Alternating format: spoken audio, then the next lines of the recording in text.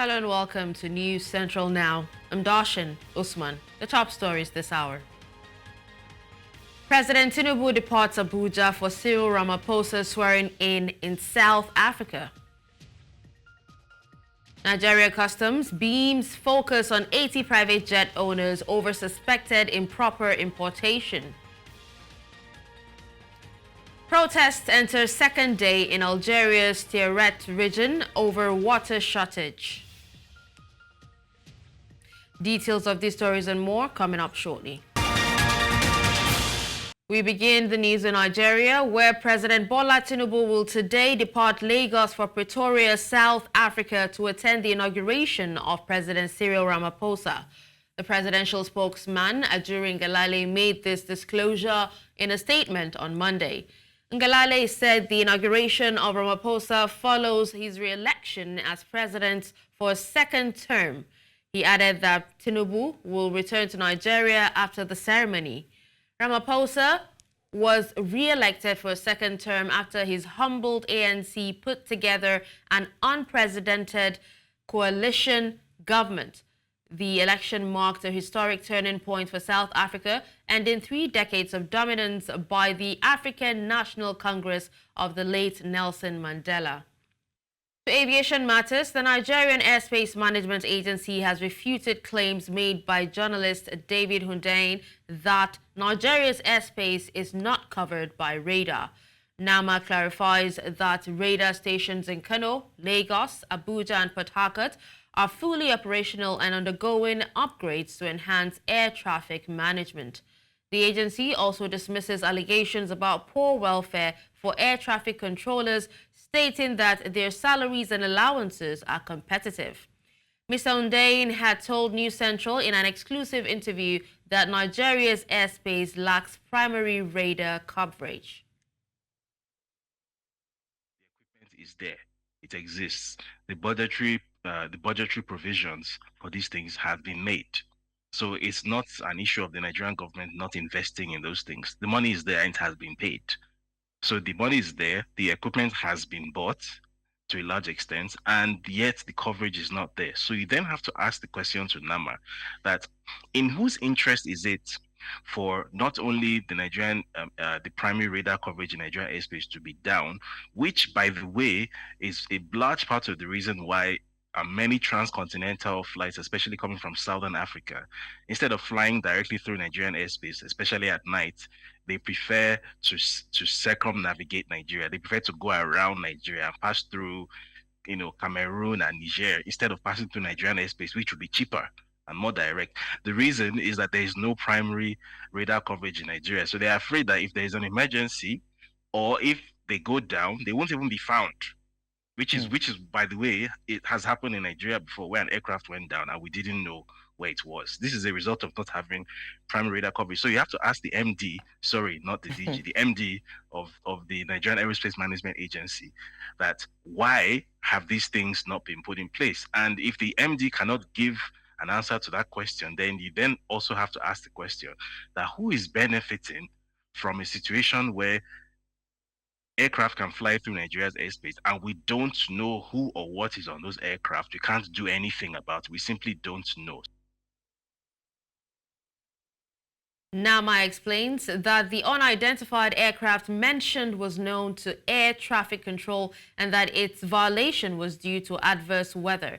The agency stated that the journalist's understanding of the surveillance systems was deemed inaccurate. Meanwhile, the Labour Party presidential candidate Peter Obi on Monday faulted the plan by the federal government to buy new aircraft for the presidential fleets. He described the move as insensitive while Nigerians grapple with economic hardship occasioned by the federal government's policies.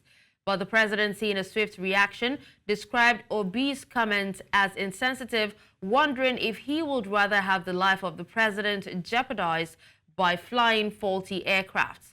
Recently, the House of Representatives Committee on National Security and Intelligence asked the federal government to purchase new aircraft for President Bola Tinubu and Vice President Kashim Shettima.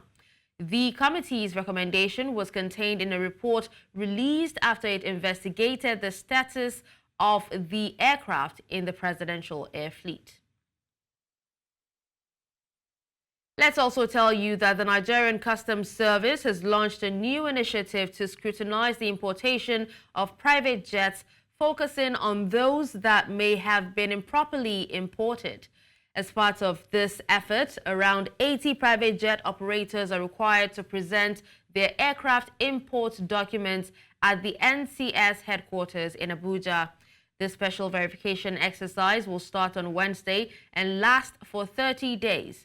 The public notice from Customs specifies that the verification aims to identify undocumented private aircraft, ensure proper imports, and maximize revenue collection. Required documents include the aircraft certificate of registration, Nigerian Civil Aviation Authority compliance certificates, and permits for non-commercial flights.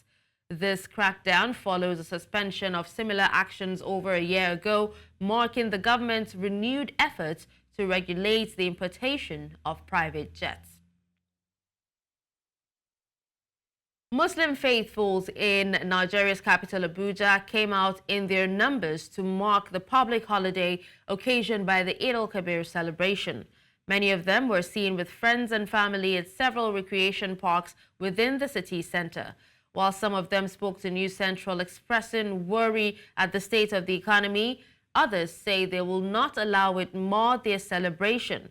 Our correspondent, Idong Joseph, visited some of those parks and filed this report. It is a beehive of activities here at the Jabi Lake Mall. The same scenario witnessed in many other recreational centers visited within the Federal Capital Territory. Many fun seekers, mostly Muslim faithful, visited with their friends and loved ones to mark the Salah holiday. Some spoke to News Central Television expressing concern about the nation's economy, saying it did not allow them celebrate the Eid al-Kabir festivals as they would have wished to. We're not even like this Salah now. I spent more than 200,000 and nothing done, sir, because I need to travel. The transport now, when we are going to, I'm from Osun State. If I'm going to Osun State, I spend almost 30-something thousand each one person. And I have family.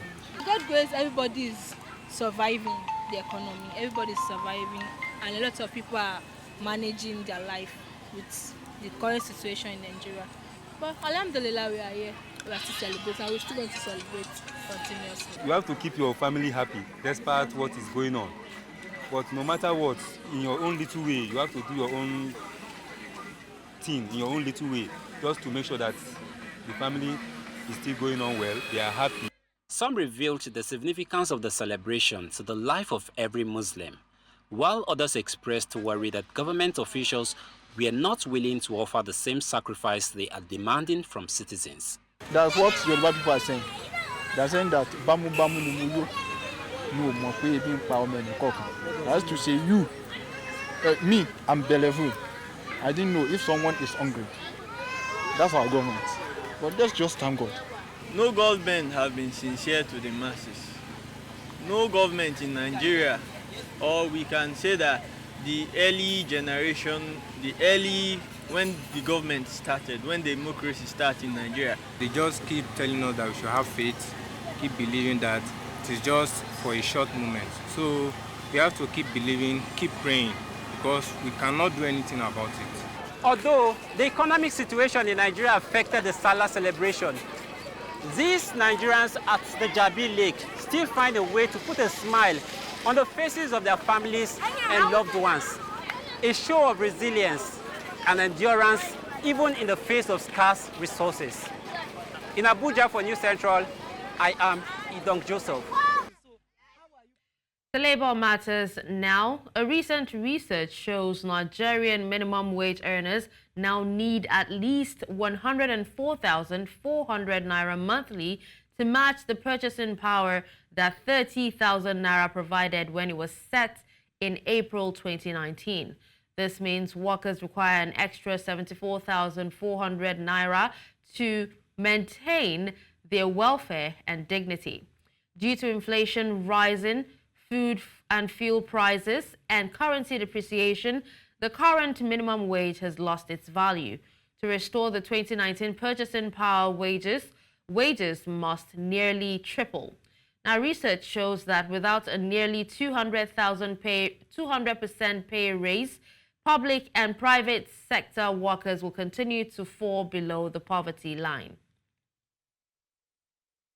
To discuss this, we're joined by Chris Akwarandu, a public affairs analyst. Hello, Chris. Good morning, and thank you for joining us at this time. So, Chris, the analysis suggests that 104,400 naira, is expected to maintain purchasing power, significantly higher than the current minimum wage. Now, can you speak to us, go into the concept of a living wage versus a minimum wage in the Nigerian context? Well, the basic truth is the worker has to be paid wages. I mean, that's a given.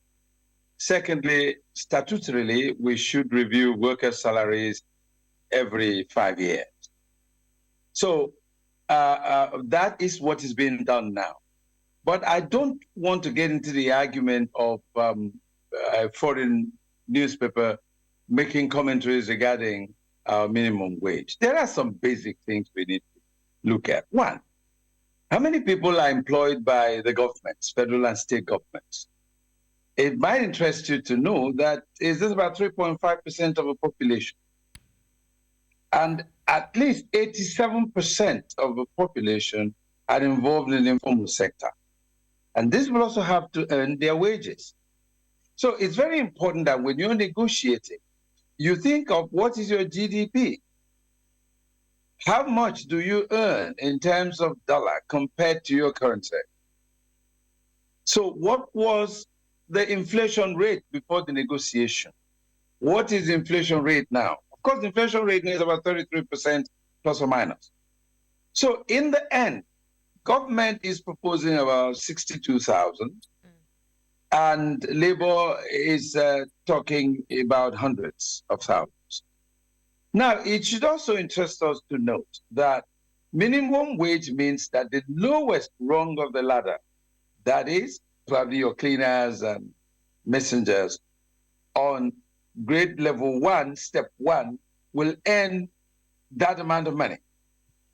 So, and it's incremental. You keep going, you keep going, you keep going. And then ask yourself, how many tiers of government can pay this amount of money? So, when negotiating minimum wage in Nigeria, we should also be thinking about whether the states, whether the local governments can afford to pay. It's not just about the federal government. How many people are employed by the federal government? Vis-a-vis how many people employed by the state and local governments. Then we go to the private sector. Of course, in the private sector, it depends on negotiation. This is how much I'm going to pay you. Do you want it? Fine. Nobody really thinks about whether there are stages, whether there are levels, and so on and so forth. But for me, the argument should be, what you earn purchase? If, for instance, we're going by what the report says, about 104,000, of course, the inflation rate will probably get over 50%. All right, Chris, so, now... whatever you earn... You actually just talked about hierarchy, cadre, tiers of government, and you talked about, the impact of a minimum wage inadequacies, to be felt in both the private and the public sectors. Now, are there any underlying factors that might cause a larger burden on one sector or, another? Absolutely. The cost of health. I listened to your report in the morning where we were talking about out-of-pocket payment for health, right? Transportation. I listened to this report now. Somebody said he had spent 200,000, but he hasn't even got home. Now, these are issues. I keep saying, when a president or a head of state in Nigeria said he didn't know what to do with money, and we didn't have railway system, we didn't have proper transport system, we didn't have good roads to ply on. Now, if you earn money and you have all these things to settle, the money you earned is nonsense. So we should think more about provision of services, the provision of infrastructure, so that even if you're earning 62,000, for instance, that 62,000 is not just about earning money and putting in your pocket in your bank, but it's about making functional use of the money you earn. So as it is now, you can't pay rent, you can't buy even a sachet water, you can't go to a restaurant and eat. So if you don't do that and you're earning probably 62,000 a month according to the government, is it worth it? So we have an inherent problem that those who negotiate for us wage-wise don't even think about the problems inherent in getting the wages. So if you just get the wages without actually making use of those wages, it doesn't make sense. So we should begin to think that we should hold governments accountable. If we have proper transport system, proper health system, proper education system, proper market system, proper reward system, then whatever you earn can now be commensurate with what you're doing, with what you're spending it on. Now, I tell you again, there was a time people were earning their salaries in dollars, depending where they work, and then government says, oh, no, that's wrong. You can't do that. How can you do that here? So if the ugu seller dollarizes what she's selling, and then you are paying someone 62,000 naira a month, how does that person buy the ugu? You know what I'm trying to say? So at the end of the day, we have a problem. All right, Chris. Now, everyone actually agrees that, raising the minimum wage, no matter, how little, is actually a potential solution. But are there other economic policies or, social safety nets? You did talk about, they should have proper transport system and the likes. But are there other economic policies or social safety nets that could be considered, to address the challenges faced by low-wage earners in Nigeria? Absolutely. Now look at the level of your currency vis-a-vis the dollar. If we don't export, we can't earn the dollar. If we don't manage the banking system, the financial system will collapse. So even what you earn doesn't make sense if all these factors are not within your reach. So I'm not talking for this government actually, but I think that this is the first time we're addressing the real issues of our problem. In 1978, the Obasanjo administration put in minimum wage. What's it called? Subsidy. And we have found that it wasn't helping us because we couldn't build refineries. And then we couldn't manage processing the oil, the crude that we have, we couldn't manage processing it locally and getting the benefits therefrom. So we don't have an understanding of the economic system. It's not just about pay me. It's about what am I putting in. It's about what is the system getting so that we can share it. Now, look at this tax situation. Those who work for government actually pay tax, okay? Payee, right? Yeah. Now, how many other people outside the tax net pay tax? So if the government worker demands for services, all right, because they are paying taxes, what about the 87% others in the informal sector? What would they demand? So you see, all these things should be aggregated when we are thinking about a particular thing, including wage system. All right, Chris, thank you so much thank you so much for joining us and speaking to us on this. We appreciate you for your time. It's a pleasure. All right, we'll take a quick break, and when we come back, the news continues. Do stay. We'll take this report at a later time. It was the inauguration of the All Progressive Congress Campaign Council in Edo, South Nigeria. During the inauguration, the chairman of the campaign council urged party members to put in extra effort to emerge victorious in their respective units and wards. Whatever position you occupy, you are a director general, you are a chairman, you are assistant, whatever, you are a member of council, go and win your unit. Go and win your ward. Go and deliver your local government. When you do that, you are the greatest of the greatest of the greatest of the greatest.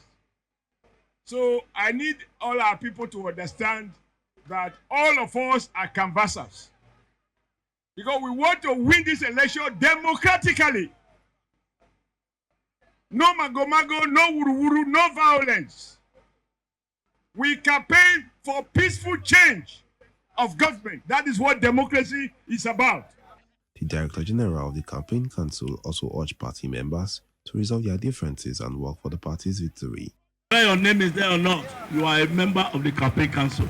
So please, we must all work together to win this election. The state chairman of the APC expressed hope that the Campaign Council, led by Senator Urohide, will work hard to deliver victory to the APC. That is going to be guided by a governor that has succeeded in 8 years and writing and putting Edo State in the book, in the Guinness Book of Record. So we believe that the government that is going to come up will be a government of the people, by the people, and for the people. As the All Progressive Congress inaugurates its campaign council, the stage is set for a keenly contested governorship election. In Abuja, I am Joshua Imarai, reporting for News Central. To security matters, 2 people have been killed and 6 cars burnt during a clash between the task force of the Jos Metropolitan Development Board and some Fulani youths in Jos. Now, the clash, which occurred at the Bukuru Market in Jos South Local Government Area of Plateau State, erupted when irate Fulani youths resisted the JMDB task force, escorted by personnel of the police, civil defense and DSS, from carrying out their enforcement order. The JMDB task force was on the enforcement of the State Executive Order 003, demolishing illegal structures not approved by the Development Board following warnings given by the same board last September. Governor Caleb Mutfwang had condemned the act by the lawless youths, describing it as shameful and uncalled for. He urged security agencies in the state to quickly apprehend the perpetrators of the crime and bring them to justice. News Central's Chizoba Nyongwe quotes Operation Safe Haven as saying that normalcy has returned to the affected area as the men in boots have since been deployed there to ensure no further breakdown of law and order.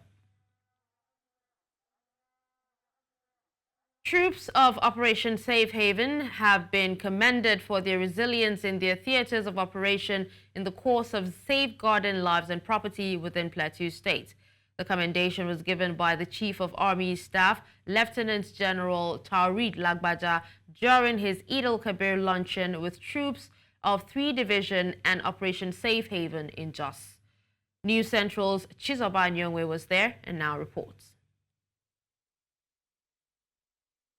Through thick and thin, these gallant men and women of the Nigerian Army have shown bravery and professionalism in the course of their duty to maintain peace in Plateau State. In appreciation of their efforts, Nigeria's Army Chief, represented by the General Officer Commanding 3 Division and Commander Operation Safe Haven, organized a Sala luncheon in their honor. Your sacrifices, seen and unseen, are the bedrock of our nation's security and prosperity. Your dedication is not unnoticed, and I assure you of my commitment to providing always the leadership you require to train, live, and fight well. Pouring accolades on the troops by the GOC, the special guest of honor, and special advisor to the governor on security, the troops were urged not to relent in their efforts in achieving more strides. I want to reassure you that our service chiefs will continue to do all that is necessary to provide you with the requisite leadership, welfare, as well as logistics to motivate you for effective and successful conduct of operations. This celebration brings a special reminder to us all as it highlights the virtues of loyalty, obedience, and sacrifice which Prophet Muhammad ﷺ embodied. These virtues are also the hallmark of professional soldiering. I assure you that We'll continue to do our best as a government, as a state, to support you in whatever little way we can, so that you undertake your duties successfully and that within the limited circumstances, you'll be as comfortable as you can. The GOC led other security chiefs in the state to perform the tradition of serving the troops at the luncheon. Guests were also entertained to jokes and performances from dance troupes. In Jos for News Central, Chizoba Anyowi. Thank you, Chizoba, for that report. Now, following a report by News Central TV over the flooding in Agungi area of Lagos Island, Etiosa local government has swung into action by clearing canals and drainages. Residents who spoke with News Central TV say for the first time in a while, they can now enjoy free human and vehicular movements without worry. News Central's Adeshawa Odushoga reports. About 40% of Lagos' total land area is covered by water bodies, making the city vulnerable to damage from rising sea levels and coastal erosion.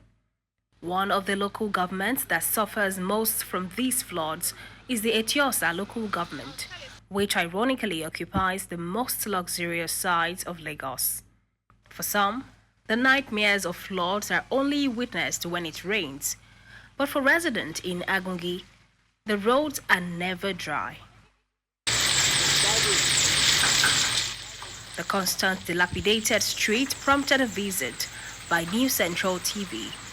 The report showed the grievances of residents who were forced to deal with this flood for almost 2 decades. This report went viral.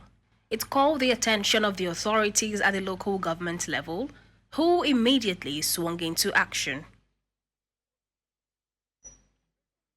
After News Central visited this community to report about the flooding that has ravaged the community for decades, the Etiosa local government has now responded to their complaints. As you can see behind me, you can see caterpillars trying to clear out the drainage and the canals to enable better access for water and to avoid the flooding in the environment. The residents say they can now finally heave a sigh of relief following this action by the Etiosa local government. They say they can now begin to bid flooding goodbye.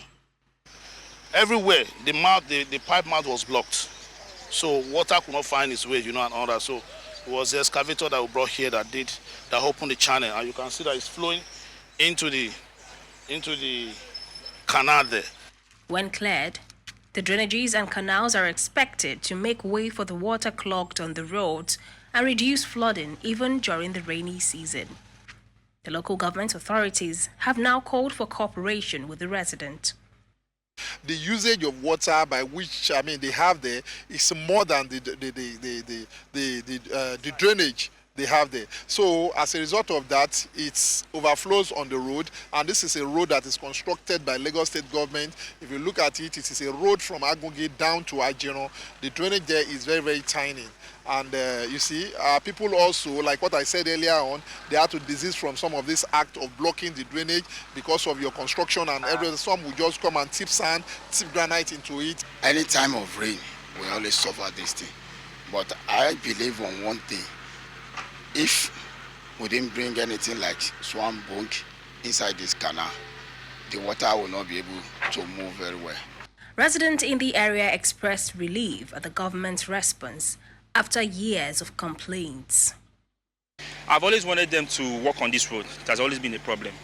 It has always been one major problem, something that's affecting everybody around these residents. So if this infrastructure has arrived, and if they've decided to do the road, it's going to be very, very awesome.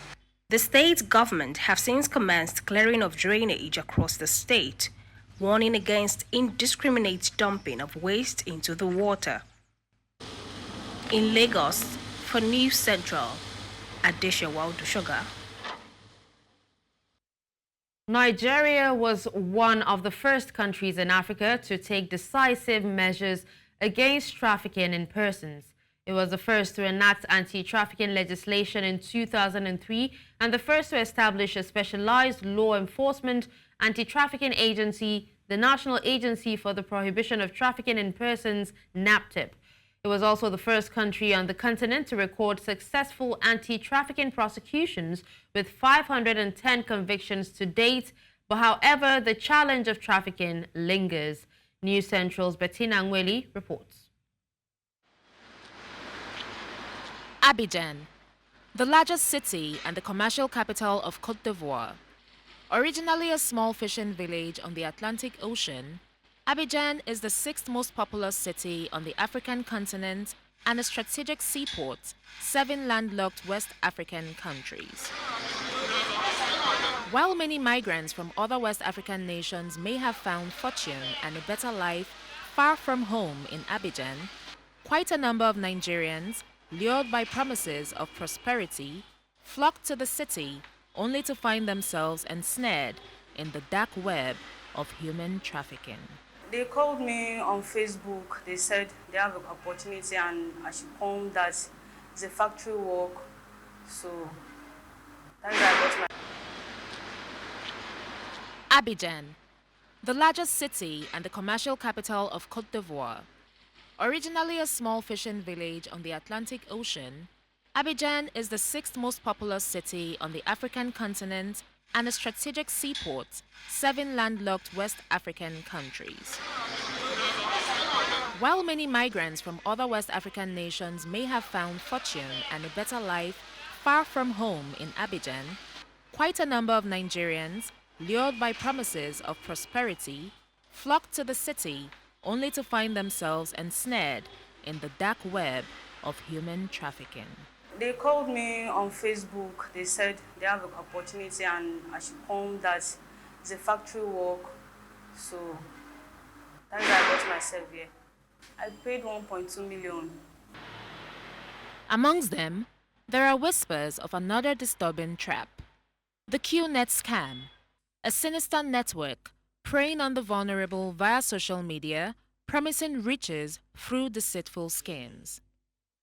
From 2021 to 2023, over 700 persons were repatriated to Nigeria by the Nigerian community in Côte d'Ivoire in collaboration with the Nigerian embassy.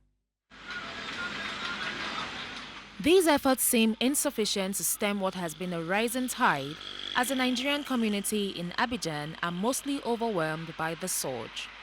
Worsening economic conditions are driving Nigerians far from home in a mass migration. Only few can afford the huge fees required to take the structured legal route to North America, the United Kingdom, Europe, and Australia. The majority of the horde place their lives in the hands of criminal elements who traffic them through dangerous routes to Europe, through the Sahara Desert and North Africa, South and Central America, and other African countries like Côte d'Ivoire.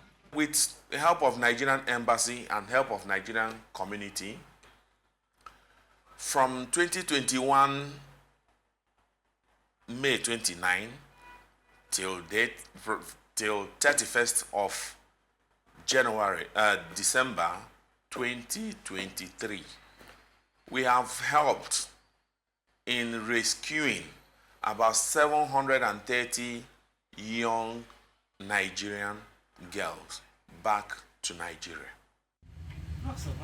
As the authorities grapple with the seemingly unchecked increase in human trafficking, the webs of exploitation and fraud cast a shadow over the hopes of those seeking greener pastures, leaving behind a trail of broken dreams and upended lives. I will want Nigerian government to look into this issue that are matter of concern, to see how best they are going to do, get in line with the government of the country, and make sure, firstly, to punish anyone finds being an actor to these illicit dealings. With an estimated 27.6 million victims worldwide at any given time, according to the U.S. Department of State, human traffickers prey on people of all ages, backgrounds, and nationalities, exploiting them for their own profits. It is hoped that more stringent laws will be adopted in order to prosecute traffickers and protect the rights and lives of victims. In Lagos, for News Central, Bettina Nweli. Now back to Abuja, where residents of the Federal Capital Territory have commended the services of the Abuja Light Rail train service, which recently began commercial operations, saying it has not been cumbersome in boarding the trains. Some of them spoke to News Central correspondent in Abuja, expressing different views on the free train ride by government, saying the burden in running the service might be unsustainable for government. Marvelous Obomanu visited the station and brings us this report. This is the Abuja Light Rail Mass Transit Service. The train, which was recently commissioned by President Bola Tinubu as part of activities to mark the first-year anniversary of the current government, takes passengers from the city center across several train terminals to the Nnamdi Azikiwe International Airport and is expected to run free till December as promised by the president. The light rail service is expected to reduce the burden of transportation for city residents and also to ensure traffic decongestion within the capital. With this in place now, at least it will ease the transport, the traffic on the highways. The train idea is a very good one. It's going to help a lot of people in Nigeria, especially with the hike in transportation. I think taking it for free now to 6 months as announced by the government, I think is a good one. Now that we have increased it to the end of the year, so by January 2025, definitely, there will be a token to be paid. I just came to town from Lagos this morning, and getting to the airport, someone told me about the train ride that is free, and then I said, okay, let me give it a try. Here at the Abuja Metro Station, as you can see, this is the timetable scheduled for passengers to ensure a free flow of passengers' movement. Now, when you look at the timetable very well, you can see we have different 4 timings here. We have the one of 8 o'clock in the morning, we have the one of 10 o'clock, we have the one of 3:30, and we have the one of 5:30. Then if you look very well here, you look at the stations, we have the Abuja Metro, we have the stadium, we have the Kukwaba 1, Kukwaba 2, Wupa, Idu, Basanjiwa, and the airport. These are the different routes that the train takes. So any passenger who comes, first of all, come to this particular place to see the timetable and know the time he or she ought to follow the train to their various destinations. Some residents, however, criticize the service, saying it does not cater for areas in the federal capital with inaccessible roads. I think another thing the government needs to do is looking at the areas where people have limited access to good roads, like the Nyanya Maraba massacres East. Others think only children should benefit from the free train ride scheme, which runs till December, while adults should pay for the service. It was fun because it was my first time. They should make it free forever. They should make it free for children because they also have other investments where they can get money from. As soon as the passengers are done undergoing security check at the loading bay, then the train official will assemble all of them. They will all converge on this particular point before entering the train. The director of the Abuja Metro Station says that since the commencement of operations of the light rail service, citizens in their numbers have taken advantage of alternative transportation. We have recorded over 2,000 passengers from 29 to date. And the records, indicate different, percentage daily. Many will be hoping that once the 6 months free train ride expires, its ticket will be affordable for citizens. In Abuja for News Central, Marvelous Oboman.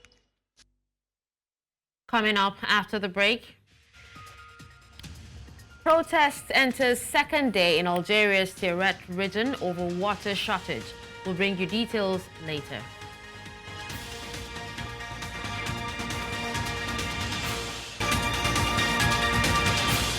We head north, where protests erupted for a second day in Algeria's northern Erupts region over severe drinking water shortages. Now, this comes despite President Abdelmadjid Tebbounne's promise to resolve the issue by Eid al-Adha, which began Sunday. Demonstrations and road blockages were reported in Erupts and nearby towns, with social media showing roads blocked by rocks and barricades. Citizens criticized the unfulfilled promises on the Algerian water company's social media page. In Ruhaya, 40 kilometers from Erupts, residents blocked the local district chief until he addressed their concerns. The region affected by dry tributaries and the Bakeda Dam saw similar protests in early June. President Tinubu had previously instructed the Interior and Water Ministers to create an urgent plan to address the water crisis before Eid al-Adha. The Mozambican government and the International Monetary Fund have agreed on economic policies. Now, these has resulted in the IMF disbursing 55.9 million euros as part of the fourth evaluation of Mozambique's extended credit facility program.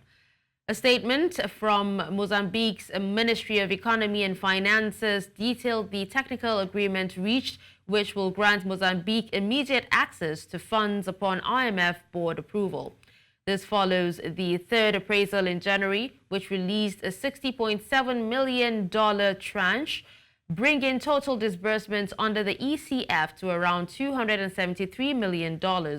A board meeting in July will finalize the fourth assessment.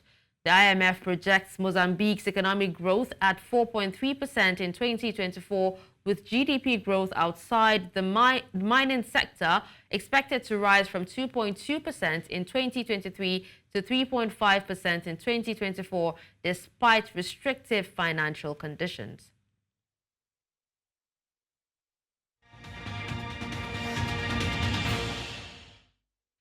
Now, in other news from around the world, outside Africa, the government of Peru said it would investigate sex abuse allegations leveled by hundreds of indigenous children against teachers in the jungle region of South American country. A total of 524 cases of rape and abuse dating as far back as 2010 have been reported by girls and boys from the Aviation indigenous group who attended public schools in the Condorcaqui province in Peru's north. The alleged crimes at school residences were revealed last month by Rosemary Pioch, representative of an Aviation Women's Association. The announcement of an investigation came after two government ministers provoked widespread anger by equating the alleged abuse with cultural practices. Bueno, con relación a los hechos, yo he sido absolutamente enfático en decir que desde el Poder Ejecutivo rechazamos de manera categórica cualquier tipo de abuso sexual contra las niñas, niños o adolescentes. Se tienen que realizar las investigaciones que correspondan a fin de determinar la responsabilidad de los presuntos autores de estos hechos. Y en su momento, por supuesto, brindar atención a las niñas, niños y adolescentes que hayan sido afectados por estos hechos. Aquellas víctimas de estos hechos van a tener que recibir atención integral para protegerlas, en primer lugar, por la afectación psicológica que hayan podido padecer y en segundo lugar, también a la afectación a la salud si han sido contagiadas con el virus del VIH.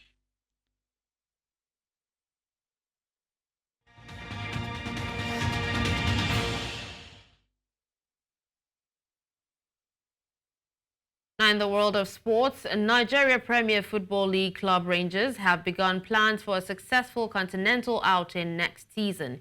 The Flying Antelopes won the 2023-2024 NPFL title after victory over Bendel Insurance on Sunday. Rangers will represent Nigeria in the CAF Champions League next season. The 8 times NPFL champions management, alongside the team's technical crew, had a meeting at the club secretariat on Monday to fine-tune strategy for the new campaign. Rangers last played in the CAF Champions League in 2017. They were knocked out in the first round of the competition by Egyptian giants Zamalek.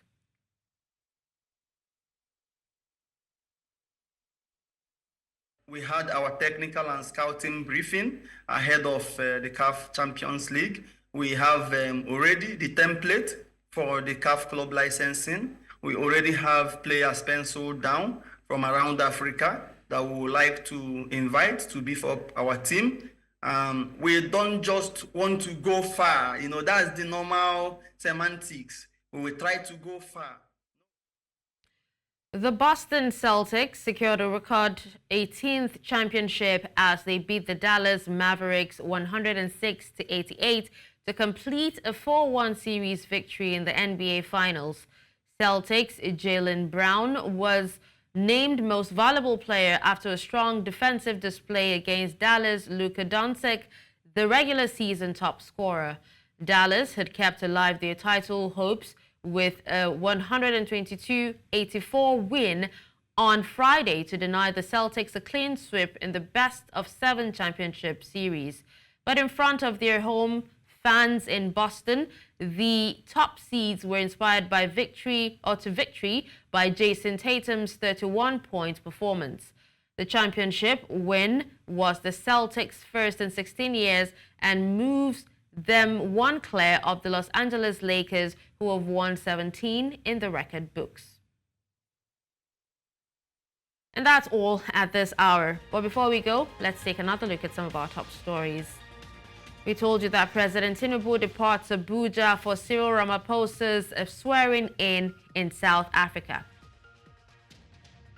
We also told you that Nigeria Customs beams focus on 80 private jet owners over suspected improper importation.